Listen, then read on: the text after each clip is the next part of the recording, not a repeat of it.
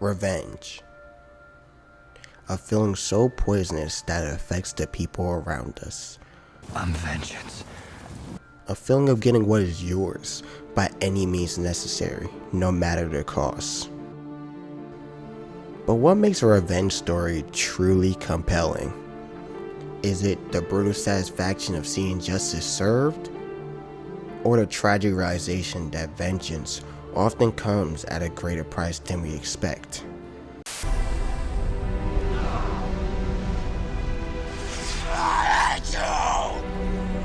Revenge is one of the most powerful storytelling tools in media, filling some of the greatest narratives in gaming and film. When done right, it captures us, makes us root for or against a character, and forces us to reflect on the consequences of obsession, putting us in the character's shoes. But when done poorly, it can feel pointless, empty, forced, or worse, unearned. Today, we're taking a deep dive into the concept of revenge in storytelling by looking at some of the media I've consumed in my life and breaking down my opinion on how revenge is done right. Let's go.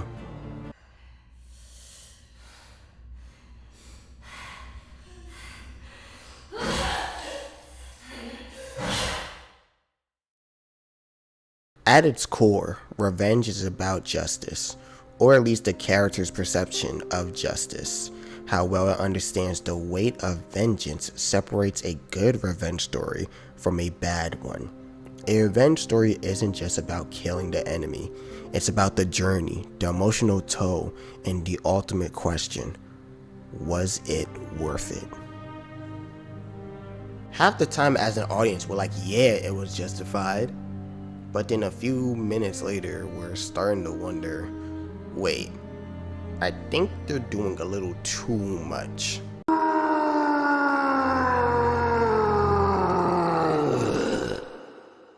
Sometimes revenge is warranted, but it almost always opens a slippery slope. In John Wick, the entire premise revolves around the idea that revenge can spiral into something bigger than intended. What starts as a personal vendetta for a dog in a car turns into a war that John can never escape from. For John, it's not just about revenge anymore, it's about the consequences. Similarly, Black Panther presents Killmonger as a man driven by the pain of his past, seeking retribution for generations of injustice. He believes he is justified in his actions, challenge T'Challa to rethink Wakanda's role in the world. Is this your king? Huh? Is this your king? It's a revenge story that questions legacy, power, and whether vengeance can lead to real change. Just bury me in the ocean with my ancestors that jumped from the ships. Because they knew death was better than bondage.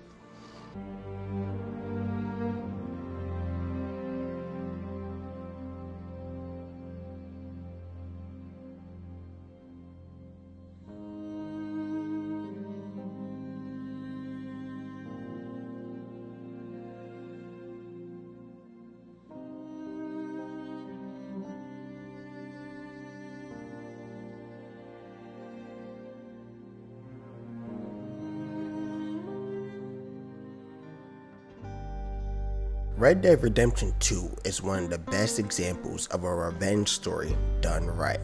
Throughout the game, we see Revenge consuming Dutch Van der Linde, turning him into a man who sacrifices everything for the illusion of control.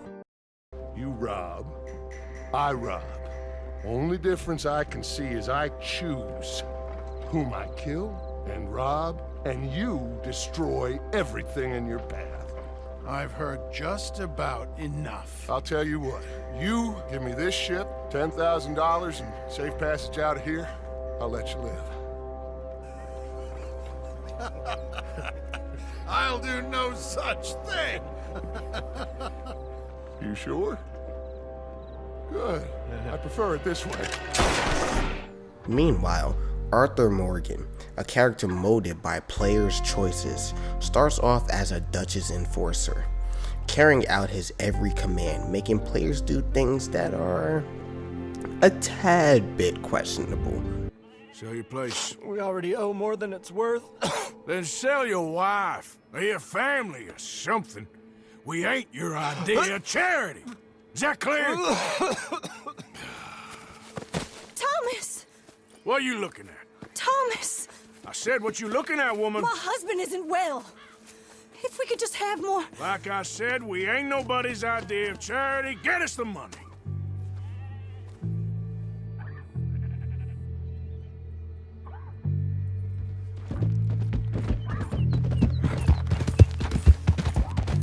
But as Arthur gets sick and realizes his time is running out, he starts to rethink his life, his choices, and the man he's been following. When Spring and John brings the law down on all of us, what then, Arthur? Well, I guess we'll have another fight on our hands. Loyalty, Arthur, it ain't. I had a goddamn plan! John, you are my brother. You are my son. I was coming for you. They was talking of hanging me, Dutch. They was talking. They was talking. And now they may come and hang us all.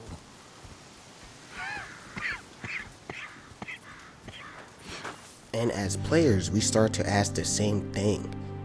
Is Dutch even trustworthy anymore? And is revenge ever really worth it? Throughout the game, players make critical decisions as Arthur, shaping both how the gang sees him and how we as players feel about his legacy. What's wrong?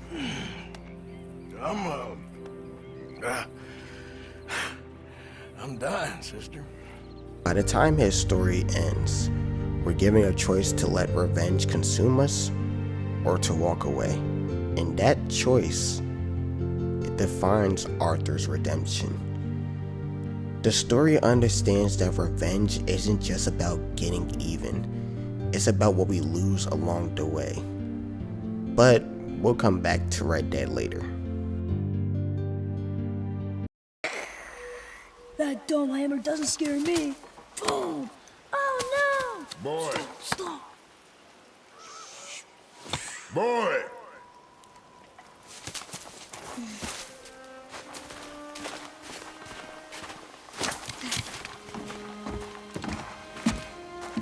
Your mother's knife. It belongs to you now.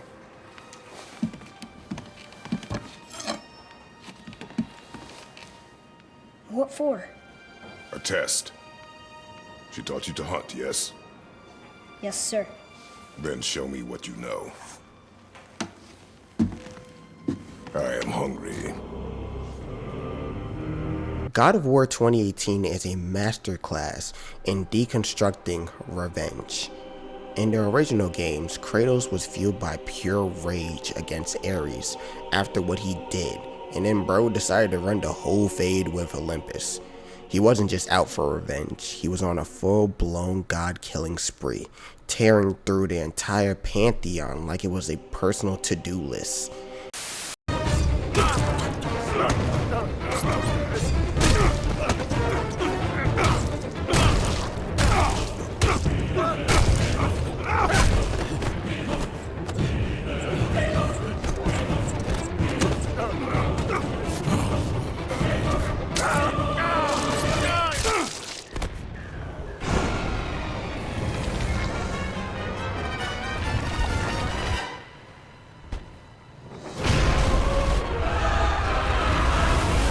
Today you may defeat me, but in the end, Kratos, in the end, you'll betray only yourself.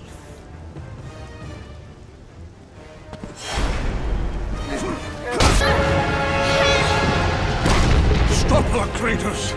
Do not let her into the flame! This is what I am meant to do! You know that! Please! Hush! Kratos, you know this is the only way! Don't listen to her, Kratos. For once in your pathetic life. Don't fail. Don't fail her like you failed your family. Harming and killing anyone in his path just to get his get back, damn near beating the dog shit out of most of them. Kratos back then? A dog. But by the time of the reboot, he's a different man, living a new life as a father, trying to break the cycle of violence so his son doesn't make the same mistakes. In God of War 2018, Kratos warns Atreus that blind vengeance only leads to more pain. Listen close. I'm from a land called Sparta. I made a deal with the god that cost me my soul. I killed many who were deserving, and many who were not.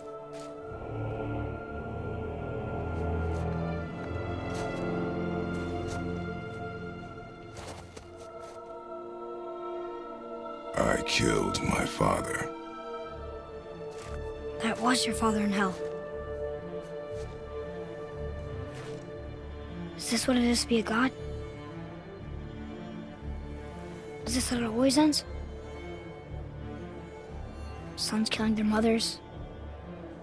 Their fathers? No.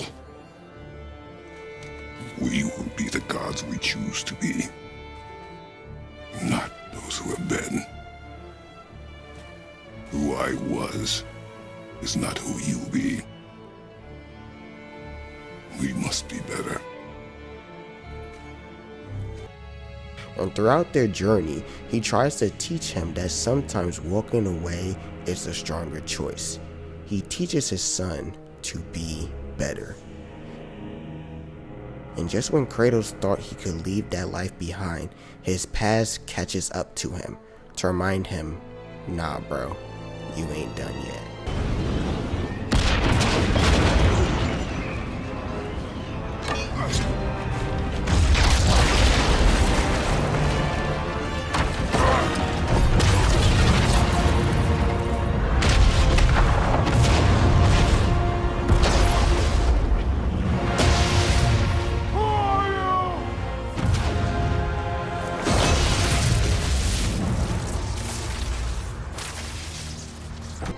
We see this struggle continue in Ragnarok, as Kratos constantly battles between his old self and his new path. Return my son, or you may meet the god I once was. And what kind of god is that, Kratos? What do you even know of godhood? In your lifetimes, has anyone ever worshipped you? Ever prayed to you? Can you even imagine that kind of love? No!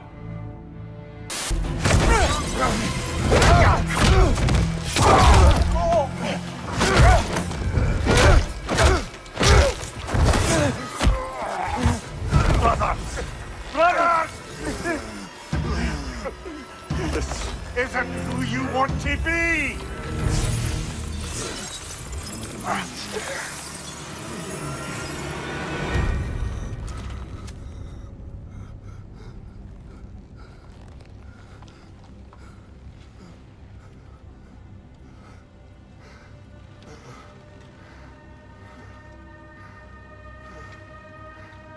But ultimately, he learns that vengeance isn't the way. He doesn't have to be the same god of war he was before. The game explores the idea that revenge is a never-ending cycle, leading to the inevitable consequences in God of War Ragnarok. Odin and others disrupt the peace Kratos fought so hard to gain, forcing him back into a war he wanted no part of, dragging him back into the man he once was.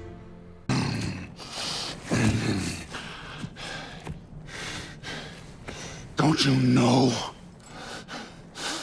what I've done? Yes!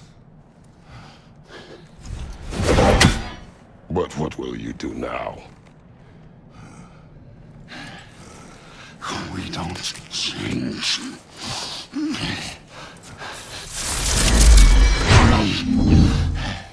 or destroy us. No more. No more. For the sake of our children, we must be better.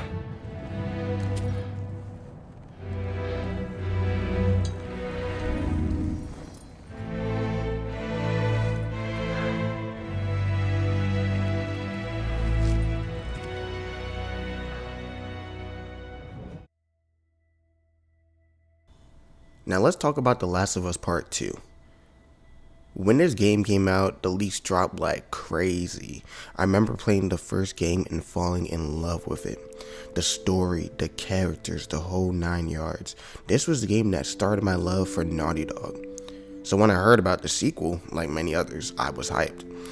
Then the game dropped, and so did the infamous leaks.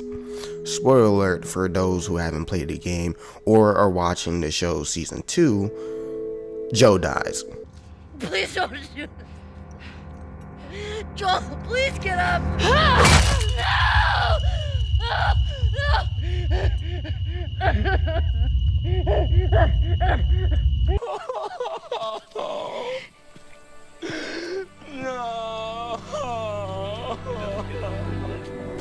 And just like that, we're thrusted into Ellie's revenge arc.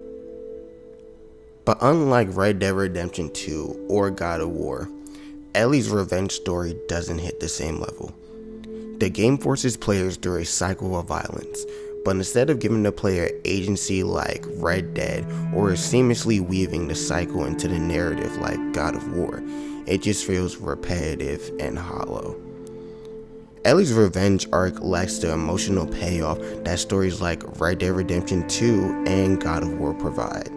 Instead of making players truly question their choices, the game pushes its message too forcefully without allowing organic character growth. They wanted to show how bad a cycle of violence could be, but somehow they didn't do it well enough. The first game's ending, where Joel's selfish choice set the entire story in motion, was powerful. It left players debating, questioning whether he was right or wrong. But this sequel, it just doesn't live up to the hype.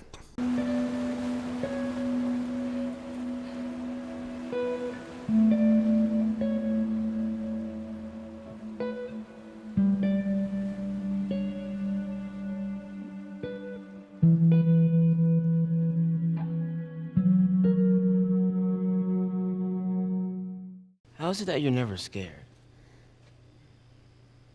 Who says that I'm not? What are you scared of? Let's see.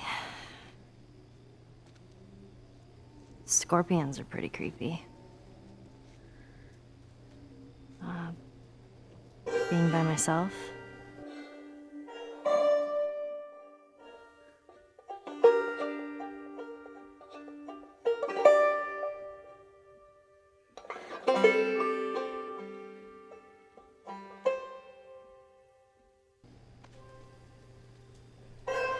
I'm scared of ending up alone.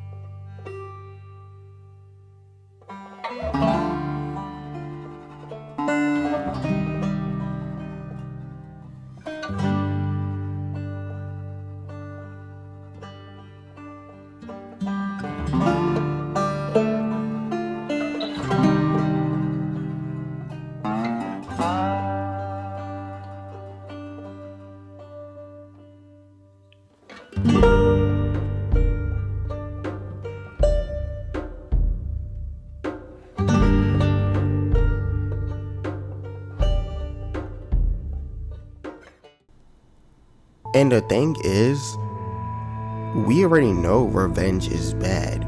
We already know it has consequences.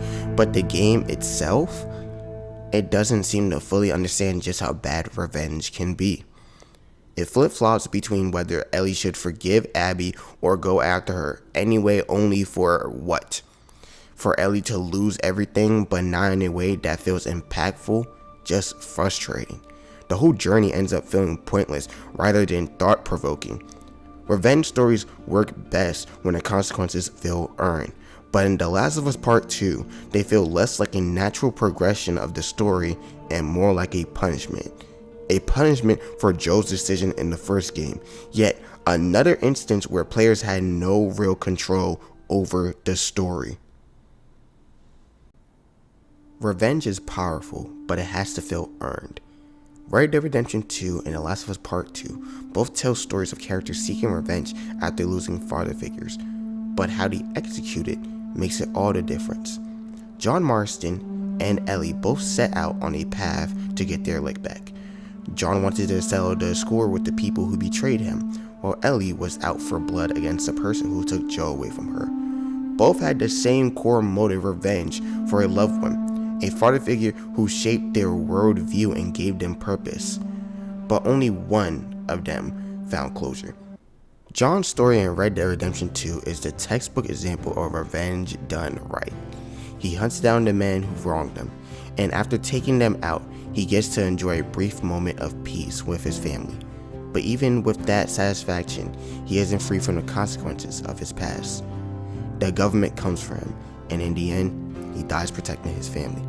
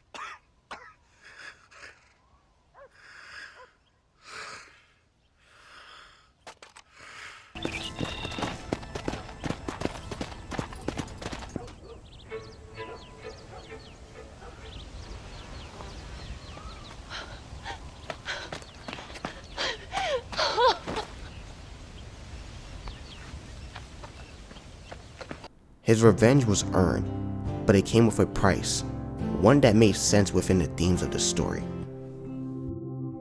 Ellie, on the other hand, follows a similar path but ends up empty-handed. She abandons her peaceful life with Dina to chase revenge, putting everything on the line. But after finally catching Abby, she lets her go.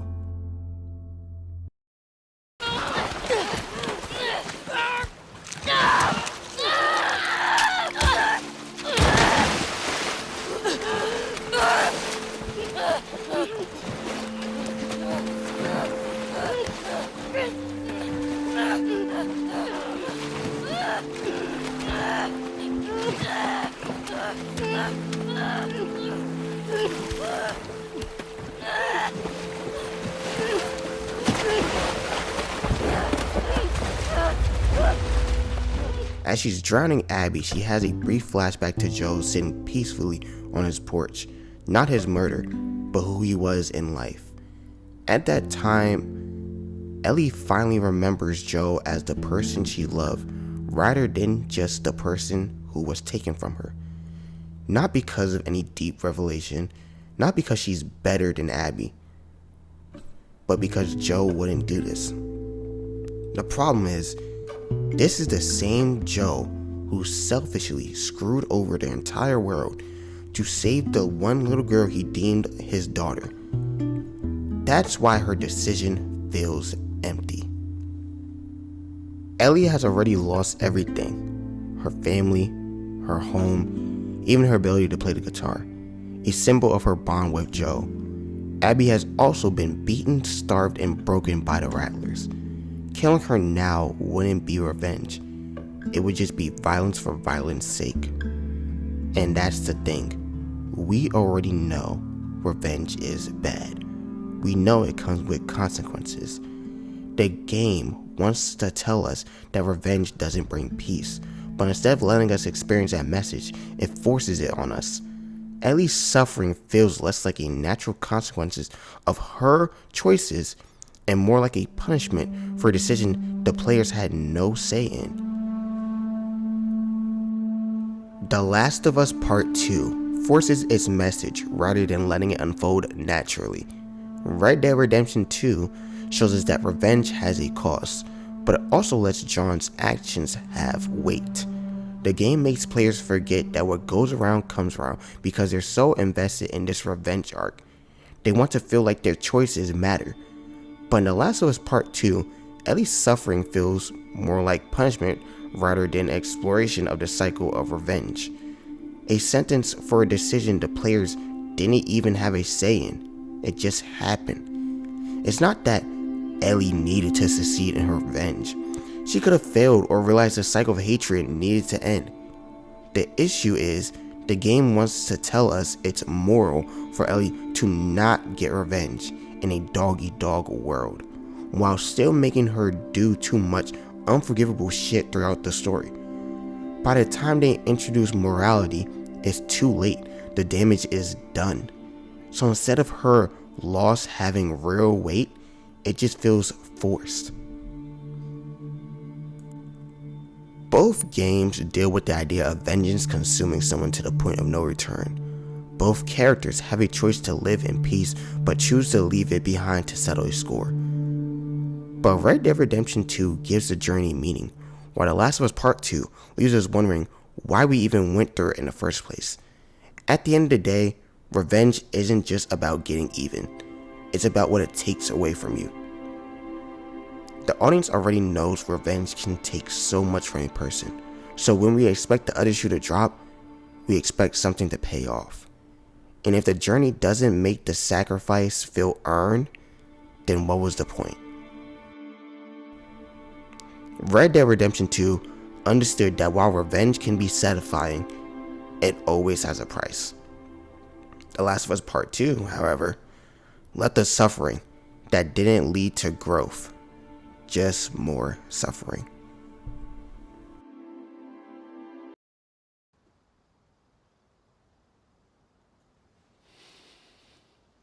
You're such an... I'm not trying to. I was supposed to die in that hospital. My life would have mattered. But you took that from me.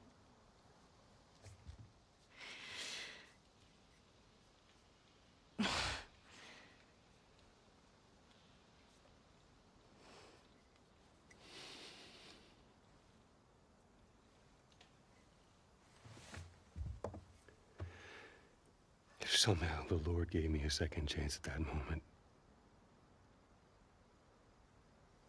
I would do it all over again.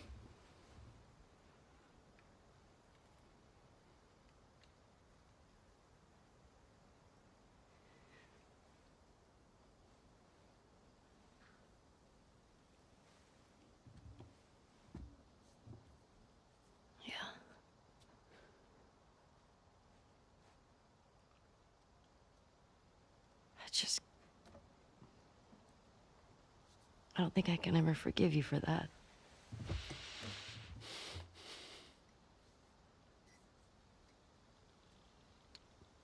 But I would like to try.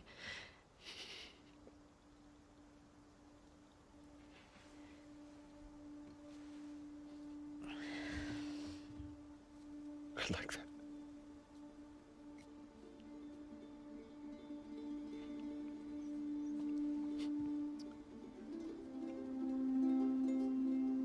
Okay.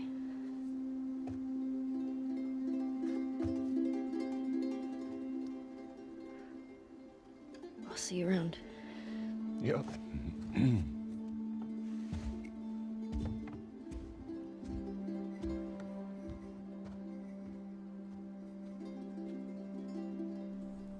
God of War, Red Dead Redemption 1 and 2, and The Last of Us Part 2 all tell stories of vengeance, but only 2 of them understand what makes revenge compelling.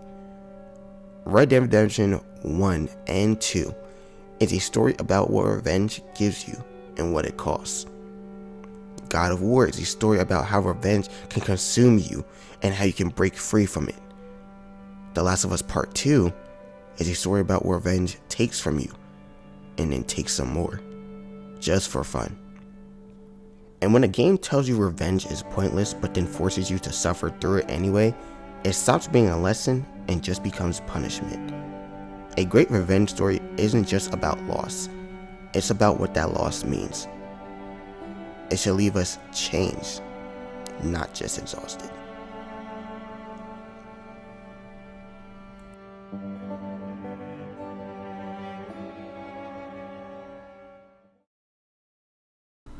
Thank you guys for watching the video. I know this video took a while to make. Trust me, I know I was procrastinating like crazy, but I hope the video comes out, well. I hope you guys like it. And yeah, I'm gonna try to make more of these video essays. This one was a doozy, but next one probably be like a shorter video, or my next video might be a shorter video in general. But yes, thank y'all for watching. You guys already know the drill. Like, comment, and subscribe. Alright, peace.